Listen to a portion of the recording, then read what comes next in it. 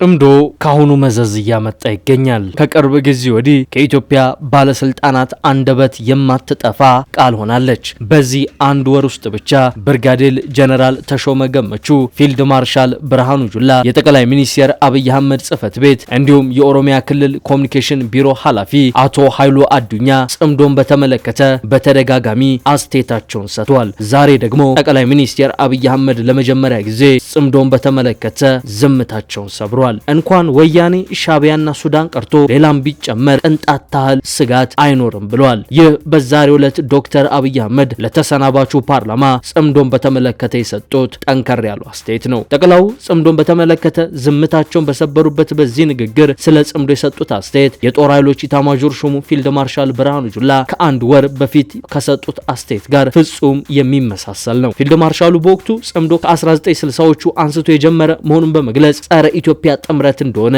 ነበር የፈረጁ። በተመሳሳይ ጠቅላይ ሚኒስትሩም የእነዚህ ኃይሎችን ጥምረት ጸረ ሉዓላዊ ኢትዮጵያ እንደሆነ በመግለጽ አይሳካላቸውም በማለት ተደምጧል። በእርግጥም ጽምዶ ከኢትዮጵያ አልፎ በቀጠናው ጭምር ትልቅ መዘዝ ሊያስከትል እንደሚችል የአፍሪካ ቀንድ የፖለቲካ ተንታኞችና ልሂቃን ካሁኑ እያስጠነቀቁ ይገኛሉ። ጽምዶን በተመለከተ የተፈጠረውን ስጋትና የተፈጠረውን የኃይል አሰላለፍ በዝርዝር እንቃኛለን። የጠቅላይ ሚኒስትር አብይ አህመድ የዛሬው ጽምዶን በተመለከተ የሰጡት ገለጻ ደግሞ ለዚህ ጥንቅራችን መነሻ ሆኖናል። ቪዲዮውን ላይክ አድርጋችሁ በመጀመር ጥቂት ደቂቃዎችን አብራችሁን ቆዩ።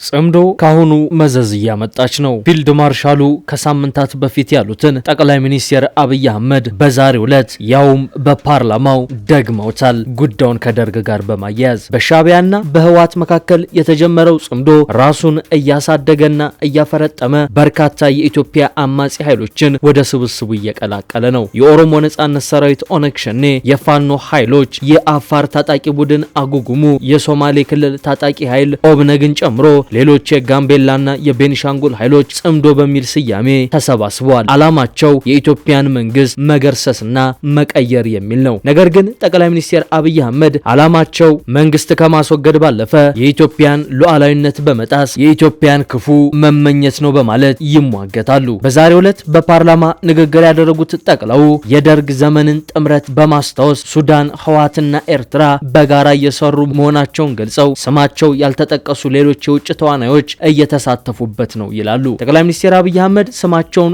ያልጠቀሷቸው እንዲሁም ሌሎች የውጭ ተዋናዮች ይሳተፋሉ ያሏቸው አካላት መካከል ግብጽ በዋናነት የምትጠቀስ ይመስላል። ምክንያቱም ባለፈው ቅዳሜ ፊልድ ማርሻል ብርሃኑ ጁላ በሰጡት አስተያየት የጽምዶ ዋና ባለቤት ግብጽ ናት በማለት ተደምጠዋል። አብይ ለምክር ቤቱ ሲናገሩ ሻቢያ፣ ወያኔ፣ ሱዳን ይቅርና ሌሎችም ቢጨመሩ ለኢትዮጵያ ሉዓላዊነት ቅንጣት ታህል ስጋት የላቸውም ነው ያሉት። አብይ እንደሚሉት ምንም እንኳን ሱዳን፣ ህወሓትና ኤርትራ ቀደም ሲል እንደ አውሮፓውያን አቆጣጠር በ1991 የደርግ ስርዓት እንዲወድቅ ባደረገው ዘመቻ ላይ በጋራ ተባብረው የነበረ ቢሆንም ዛሬ ላይ ግን ተመሳሳይ ውጤት ማምጣት አይችሉም። አብይ አክለውም ስማቸውን ከጠቀሷቸው 3 አካላት በተጨማሪ ሌሎች ስማቸው ያልተጠቀሱ አካላት ይህንን ጥምረት እየደገፉት ነው ይላሉ። አብይ የአገራቱን ስም በስም አይጥቀሱ እንጂ ፊልድ ማርሻል ብርሃኑ ጁላ ግን በስም በመጥቀስ ግብጽ ናት ብለዋል። ጠቅላይ ሚኒስትሩ በአሁኑ ወቅት ያለው ነባራዊ ሁኔታ የመጥረቢያ ፖለቲካ ሲሉ የገለጹት ሲሆን የመጥረቢያ ክፍሎችን በመጠቀም በአካላቱ መካከል ያለውን ግንኙነትም በምሳሌ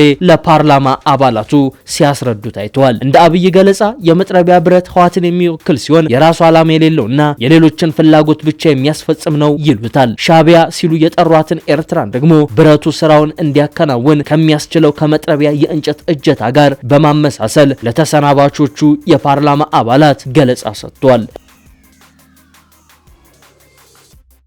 ጠቅላይ ሚኒስትር አብይ የእንጨት እጀታው በያዘው እጅ እንደሚመራ ይገልጹና ይህንን እጅ ከተባለው ጥምረት በስተጀርባ ኃይል እንዳለ ያብራራሉ። ከጀርባ ሆኖ ስለሚንቀሳቀሱት የእነዚህ አካላት በተደጋጋሚ ቢጠቅሱም ማንነታቸውን ግን ለይተው ለመናገር አልደፈሩም፣ አልፈለጉም። ትኩረቱ ብረቱ ወይም እጀታው ላይ ብቻ መሆን የለበትም ይሉና ይልቁንም እነርሱን ወደፈለገበት አቅጣጫ በሚያዞሩት ስማቸው ያልተጠቀሱ ተዋናዮች ላይ መሆን እንዳለበት ይጠቅሱና እነዚህ ኃይሎች እስካሉ ድረስ መሰረታዊ ችግር ሊፈታ አይችልም በማለት ያብራራሉ።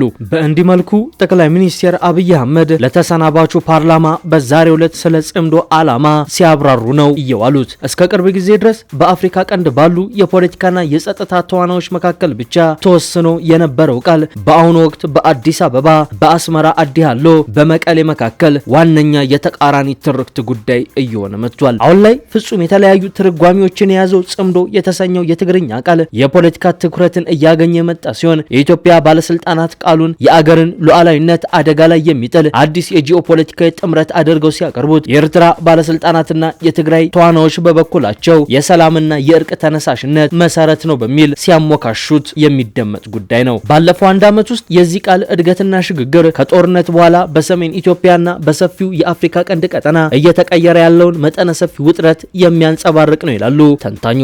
በዚህ ቀጠና ያልተቋጩ ውዝግቦች፣ ቀጠናዊ ሽኩቻዎችና ስለ እርቀ ሰላም ያሉት ተቃራኒ እይታዎች አሁንም ድረስ የፖለቲካ ንግግሮች ላይ ተጽዕኖ ማሳደራቸውን እንደቀጠሉ ናቸው። ባለፈው ግንቦት ወር ጽምዶ በሚል ቃል በፖርት ሱዳን የተካሄደው ውይይት የኦብነግ መሪ የነበሩትን አብዲራህማን ማህዲንና ቀደም ሲል የጠቅላይ ሚኒስትር አብይ አህመድ የቅርብ ረዳት የነበሩትንና በኋላም የአስተዳደሩ ተች ሆነው ብቅ ያሉትን አማራ የለም በሚለው መጽሐፋቸው የሚታወቁት አንዳርጋቸው ጽጌን ጨምሮ በርካታ የተቋሚ ፖለቲካ ሰዎች በአንድ ላይ አሰባስቧል። በዝግጅቱ ላይ ከትግራይ፣ ከአማራ፣ ከኦሮሚያ፣ ከኦጋዴን፣ ከጋምቤላ፣ ከቤኒሻንጉል ጉምዝና ከሶማሌ ክልሎች የተወከሉ ተሳታፊዎች ተገኝተውበት ነበር። አስተባባሪዎቹ መድረኩን በኢትዮጵያ በኤሪትሪያና በሱዳን ማህበረሰቦች መካከል በሰላም አብሮ መኖርን ለማስፈንና ትስስርን ለማጠናከር ያለመ የህዝብ ለህዝብ ተነሳሽነት ሲሉ ነበር ሲገልጹት እያደመጥናቸው። ይህ ውይይት በሱዳን የተካሄደው ሁለተኛው ዙር ቀጠናዊ መድረክ መሆኑ የሚታወቅ ሲሆን ከመላው የአፍሪካ ቀንድ የተውጣጡ የፖለቲካና የትጥቅ አንቀሳቃሾችን በማገናኘት በቀጠናው ደህንነት፣ በቀይ ባህር ትብብር እንዲሁም በውይይት ላይ በተመሰረቱ የግጭት አፈታት ስልቶች ዙሪያ ለመምከር ያለመ እንደነበር ነው የተገለጸው። በተለይም አብዛኞቹ ተናጋሪዎችና ተሳታፊዎች ጠቅላይ ሚኒስትር አብይ አህመድንና አስተዳደራቸውን በአደባባይ በመተቸት የሚታወቁ ግለሰቦች ናቸው። ስለ መድረኩ መዋቅር፣ ዓላማዎች ወይም አዘጋጆች በቂና የተረጋገጠ መረጃ በስፋት ባይወጣም ክስተቱ ከዚያን ጊዜ አንስቶ ለኢትዮጵያ መንግስት ዋነኛ ማጣቀሻ ነጥብ ሆኖ ነው እየቀጠለው። በዚህም መንግስት ጽምዶ የሚለውን ጽንሰ ሀሳብ በማህበረሰብ ደረጃ የተጀመረ ተነሳሽነት ሳይሆን በኢትዮጵያ ላይ የተደቀኑ መደበኛና መደበኛ ያልሆኑ ስጋቶችን የሚያጠቃልል የሰፊ ደህንነት ማዕቀፍ አድርጎ ተርጉሞታል። የጠቅላይ ሚኒስትር አብይ አህመድ ጽህፈት ቤት ግንቦት 24 ቀን የተካሄደውን የኢትዮጵያ አጠቃላይ ምርጫ ተአማኒነትን ለመከላከል ግንቦት 29 ባወጣው መግለጫ የኦሮሞ ነጻነት ሰራዊትንና ፋኖን ጨምሮ የታጠቁ ቡድኖችን በሰላማዊ ሰዎችና በስትራቴጂካዊ በሆኑ ግቦች ላይ ጥቃት በመሰንዘር የምርጫ ሂደቱን በኃይል ለማስተጓጎል አቅደው ጥቃቶችን በቅንጅት ፈጽመዋል ሲል ከሶ ነበር። በኦሮሚያ ክልል አርሲ በቅርቡ የተከሰቱት ክስተቶች የሀገሪቱን ልማት ለማደናቀፍና መረጋጋት እንዳይኖር ከውጭ ኃይሎችና ከአገር ውስጥ አማጺ ቡድኖች ጋር አብረው ይሰራሉ የተባሉ የአጥፊ ኃይሎች ሰፊ ጥረት አካል መሆኑንም ገልጿል። የወቅቱ መግለጫ መንግስት ጠቅላላ ምርጫው ያለ አንዳች የጸጥታ ችግር ፍትሐዊና አሳታፊ ሆኖ እንዲጠናቀቅ ከአንድ ዓመት በላይ የዘለቀ ልዩ ትኩረትና ዝግጅት በማድረግ በቁርጠኝነት ሲሰራ ቢቆይም እነዚህ የታጠቁ ቡድኖች የፈጸሟቸው ድርጊቶች ምርጫውን ለማደናቀፍ ያለመ የጥፋት ሴራ ቀጣይነት ነው ሲል በመክሰስ እነዚህ የጥፋት ኃይሎች ከባዕዳን ጋር ጽምዶ የሚል ቁርኝነት በመፍጠር እኩይ ዓላማቸውን ለማሳካት ሰፊ የጥፋት ዝግጅት ሲያደርጉ ቆይተዋል። ሀገራዊ ምርጫው እንዳይከናወን ሰፊ ርብርብ አድርገዋል በማለት መንግስት ለመጀመሪያ ጊዜ ያውም የጠቅላይ ሚኒስትሩ ጽህፈት ቤት ጽምዶ የተሰኘውን ቃል በመጠቀም የጽምዶ ኃይሎች ተባብረው ጥቃት ፈጽመዋል፣ ምርጫውንም ለማደናቀፍ ሰርተዋል ሲል ከሷል። በተመሳሳይ ባለፈው ሳምንት የኦሮሚያ ክልል የኮሚኒኬሽን ቢሮ ኃላፊ የሆኑት አቶ ኃይሉ አዱኛ የጽምዶ ኃይሎች በጋራ በመሆን ጥቃት አደረሱብን በወለጋ ሲሉ ተደምጠው ነበር። በተመሳሳይ ከአንድ ወር በፊት በአንድ መድረክ ላይ ንግግር ያደረጉት የጦር ኃይሎች ጠቅላይ ኤታማዦር ሹም ፊልድ ማርሻል ብርሃኑ ጁላ ጽምዶን በተመለከተ አነጋጋሪ አስተያየት ነበር እየሰጡት። ፊልድ ማርሻሉ በወቅቱ የምንኖርበት ዘመን በአካላዊ የውጊያ ሜዳ ላይ ብቻ በሚደረጉ ውጊያዎች የተገደበ አይደለም ሲሉ በመጥቀስ ዘመኑ ዘመናዊ ቴክኖሎጂን በመጠቀም ከፍተኛ የስነ ልቦና ጦርነት በማካሄድ የአገር መከላከያ አቅምን ለማዳከም የሚሰራ የጠላት የሳይበር ሰራዊት የሚታይበት ጭምር መሆኑንም ገልጸው ነበር። ፊልድ ማርሻሉ በንግግራቸው ሰራዊቱን አንድነትና ትስስር በማላላት ኢትዮጵያን ለማዳከም የተቀናጁ ጥረቶች እየተደረጉ መሆናቸውን በጽኑ ገልጸው ሰራዊታችንን ለመከፋፈል እንዲሁም የኢትዮጵያዊነትን ጽናቱን የሀገር ፍቅር ስሜቱንና ጀግንነቱን ለመሸርሸር